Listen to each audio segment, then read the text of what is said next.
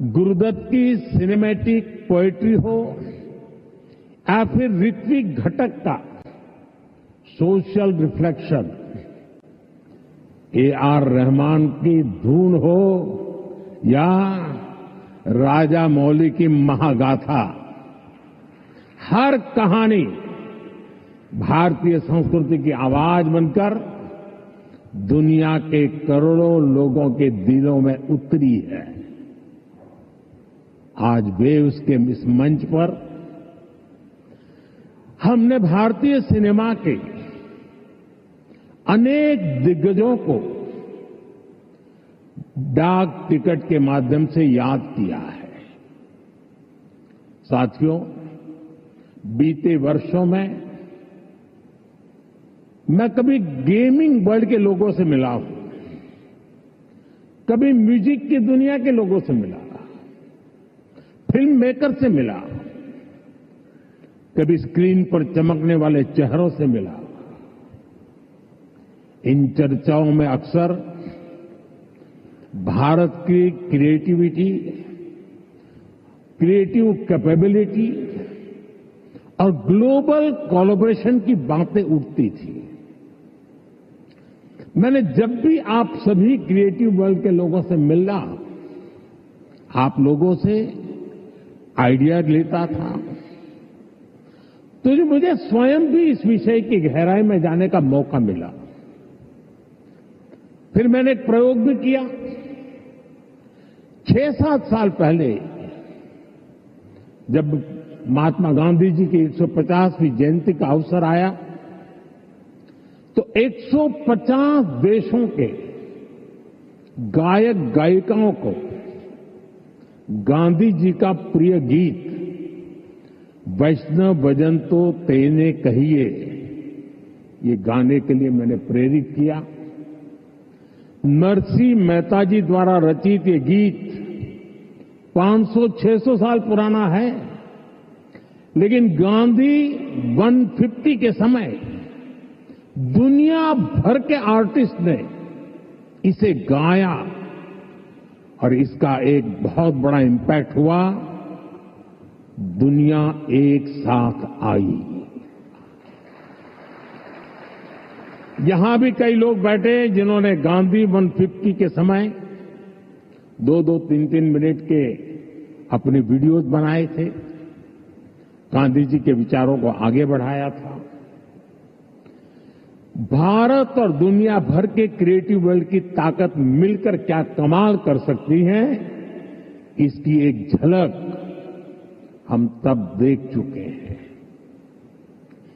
आज उसी समय की कल्पना हकीकत बनकर वेव्स के रूप में जमीन पर उतरी है। साथियों, जैसे नया सूरज उगते ही आकाश को रंग देता है, वैसे ही ये समिट अपने पहले पल से ही चमकने लगी है। Right from the first moment the summit is roaring with purpose. पहले एडिशन में ही वेव्स ने दुनिया का ध्यान अपनी तरफ खींच लिया है। हमारे एडवाइजरी बोर्ड से जुड़े सभी साथियों ने जो मेहनत की है, वो आज यहां नजर आ रही है। आपने बीते दिनों में बड़े पैमाने पर क्रिएटर चैलेंज, क्रिएटोस्फीयर का अभियान चलाया। दुनिया के करीब 60 देशों से 1 लाख क्रिएटिव लोगों ने इसमें पार्टिसिपेट किया और 32 चैलेंजेस में 800 फाइनलिस्ट चुने गए हैं। मैं सभी फाइनलिस्ट को अनेक अनेक शुभकामनाएं देता हूं। आपको मौका मिला है दुनिया में छा जाने का, कुछ कर दिखाने का। साथियों, मुझे बताया गया है कि यहां आपने भारत पैवेलियन में बहुत कुछ नया रचा है, नया गढ़ा है। मैं इसे देखने के लिए भी बहुत उत्सुक हूं, मैं जरूर जाऊंगा। वेव्स बाजार का इनिशिएटिव भी बहुत इंटरेस्टिंग है। इसे नए क्रिएटर्स एनकरेज होंगे, वो नए बाजार से जुड़ पाएंगे। आर्ट की फील्ड में बायर्स और सेलर्स को कनेक्ट करने का ये आइडिया वाकई बहुत अच्छा है। साथियों, हम देखते हैं कि छोटे बच्चे के जीवन की शुरुआत जब बालक पैदा होता है तब से मां से उसका संबंध भी लोरी से शुरू होता है। मां से ही वो पहला स्वर सुनता है। उसको पहला स्वर संगीत से समझ आता है। एक मां जो एक बच्चे के सपने को बुनती है, वैसे ही क्रिएटिव वर्ल्ड के लोग एक युग के सपनों को पिरोते हैं। वेव्स का मकसद ऐसे ही लोगों को एक साथ लाने का है। साथियों, लाल किले से मैंने सबका प्रयास की बात कही है। आज मेरा ये विश्वास और पक्का हो गया है कि आप सभी का प्रयास आने वाले वर्षों में वेव्स को नई ऊंचाई देगा। मेरा इंडस्ट्री के साथियों से यह आग्रह बना रहेगा कि जैसे आपने पहली समिट की हैंड होल्डिंग की है, वो आगे भी जारी रखें।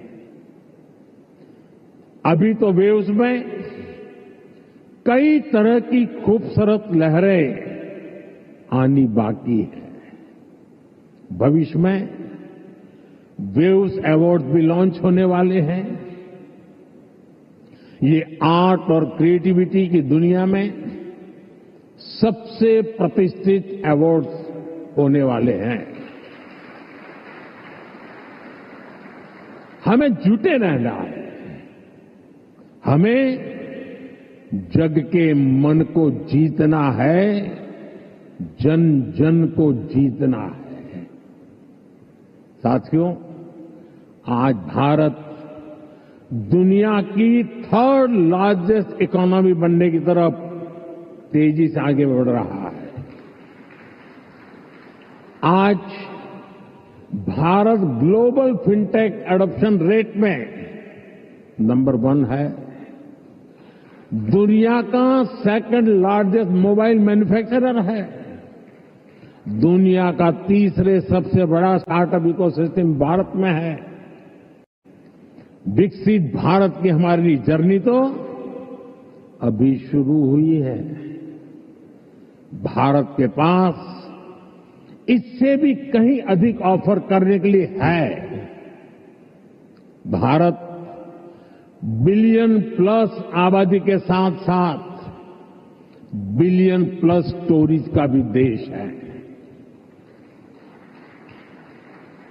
2000 साल पहले जब भरत मुनि ने नाट्यशास्त्र लिखा तो उसका संदेश था, नाट्यम भावयति लोकम। इसका अर्थ है कला संसार को भावनाएं देती है, इमोशन देती है, फीलिंग्स देती है।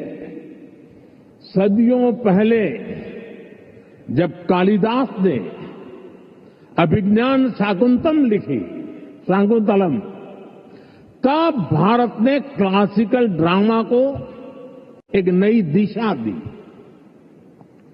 भारत की हर गली में कहानी है, हर पर्वत एक गीत है, हर नदी कुछ न कुछ गुनगुनाती है।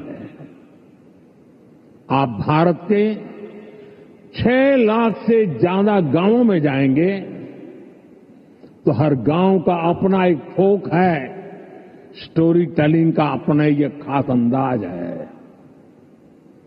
यहां अलग अलग समाजों ने लोक कथाओं के माध्यम से अपने इतिहास को अगली पीढ़ी तक पहुंचाया है। हमारे यहां संगीत भी एक साधना है। भजन हो, गजलें हो, क्लासिकल हो या कंटेम्पररी, हर सुर में एक कहानी है, हर ताल में एक आत्मा है। साथियों, हमारे यहां नाद ब्रह्म यानी साउंड ऑफ डिवाइन की कल्पना है।